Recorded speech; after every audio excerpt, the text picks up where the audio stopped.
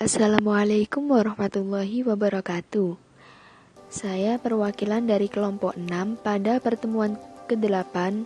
Di sini saya Asfira Ihani Martati dengan NIM D93219064 dan teman saya Miftahul Ainiyah dengan NIM D73219053 dari Prodi Manajemen Pendidikan Islam Fakultas Tarbiyah dan Keguruan di Universitas Islam Negeri Sunan Ampel, Surabaya. Pada mata kuliah Perencanaan Pendidikan, pada pertemuan ke-8, di sini kami akan membahas mengenai leadership dalam perencanaan pendidikan dengan dosen pengampu Bapak Ali Mustafa MPD. Yang selanjutnya yaitu mengenai sistematika tugas. Yang pertama yaitu lampiran jurnal, yang kedua isi jurnal, yang ketiga analisa poin F, yaitu leadership dalam perencanaan pendidikan. Yang pertama mengenai lampiran jurnal yang berisi nama jurnal yaitu Jurnal Tarbiyah, judul artikel yaitu Kepemimpinan Pendidikan untuk Mengembangkan Sekolah Bermutu, volume jurnal yaitu volume 22, nomor jurnal yaitu nomor 2, tanggal pembuatan yaitu Juli sampai Desember 2015. Sermal yaitu dosen administrasi pendidikan Fakultas Tarbiyah IAIN Imam Bonjol Padang. Emailnya yaitu sermalpadang@yahoo.com. ISSN yaitu 08542627. Yang kedua yaitu mengenai isi jurnal.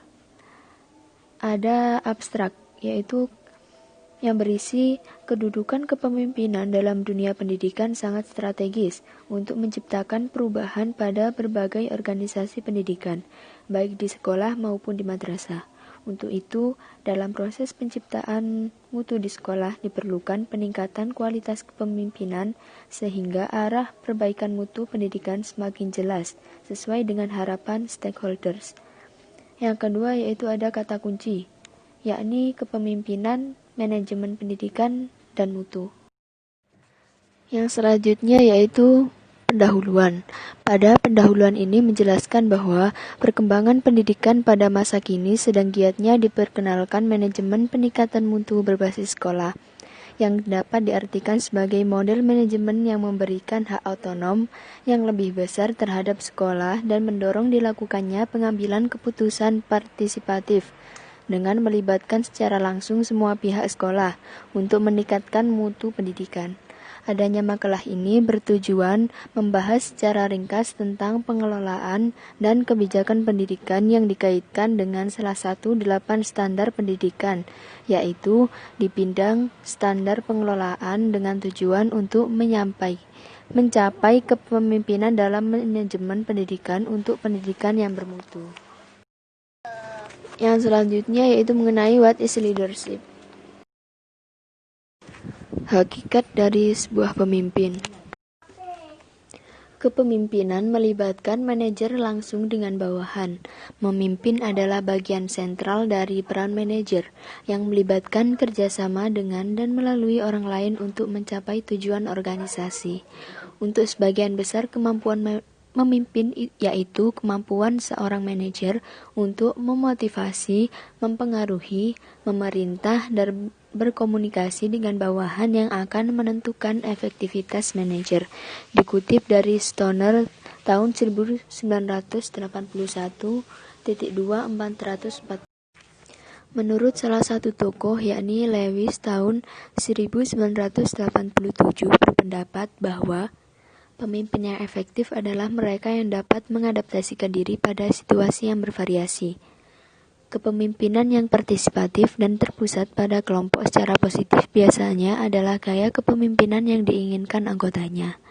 Kepemimpinan akan mempengaruhi kemajuan sekolah dalam menjalankan manajemen mutu terpadu melalui berbagai program perbaikan mutu secara terpadu.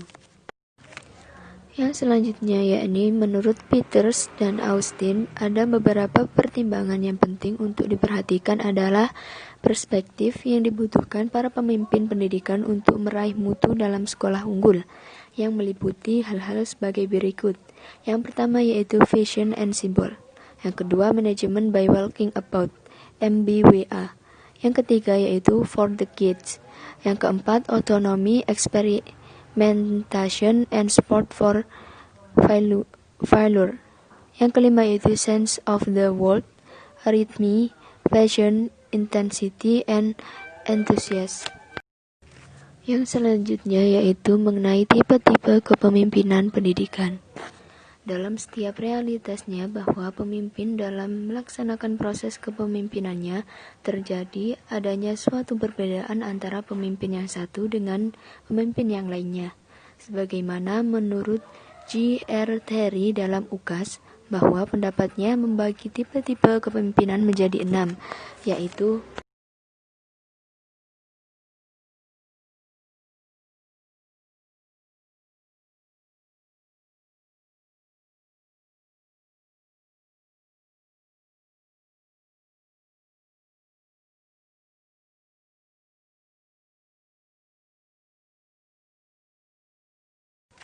menurut Kurt Lewin yang dikutip oleh Maman UKAS, mengemukakan tipe-tipe kepemimpinan menjadi 3 bagian, yaitu autokratis, demokratis, dan laissez.